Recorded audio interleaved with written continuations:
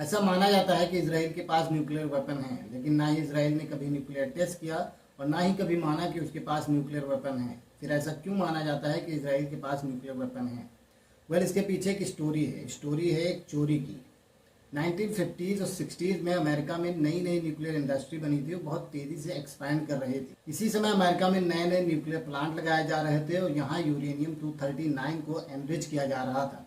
कुछ plant civilian purpose के लिए लगाए गए थे और कुछ मिलिट्री पर्पज़ के लिए लगाए गए थे। जो प्लांट मिलिट्री पर्पज़ के लिए लगाए गए थे, यहाँ पर यूरेनियम 239 को 90% तक एनरिच करके यूरेनियम 235 बनाया जा रहा था और इसी यूरेनियम 235 का इस्तेमाल करके न्यूक्लियर वेपन बनाया जाता है। यही यूरेनियम 235 अमेरिका में गायब हो रहा था। कुछ रिपोर्ट की माने तो 995 किलोग्राम यूरेनियम वहाँ से गायब हो गया था।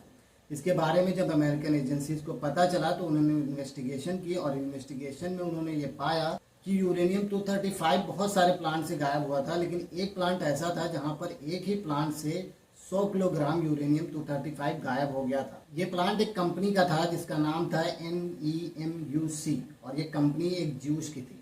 जब इस बारे में और इन्वेस्टिगेशन की गई तो पता चला कि इस कंपनी के बहुत डीप कॉन्टेक्ट हैं इजरायली डिफेंस और इंटेलिजेंस एजेंसी मोसाद के साथ, और इसी बिना पे मान लिया गया कि यूरेनियम 235 की ये चोरी इसराइल ने की है और उसने इसका इस्तेमाल न्यूक्लियर वेपन बनाने में किया है। इसके बाद इस कंपनी पर $1 मिलियन से भी ज़्यादा का फाइन लगाया गया और इस कंपनी ने तुरंत वो फाइन पे भी कर दिया। इसलिए ये शक और भी मजबूत हो गया कि इसराइल ने ही ये यूरेनियम 235 चुराया है और उसी ने ये फाइन भी पे किया है।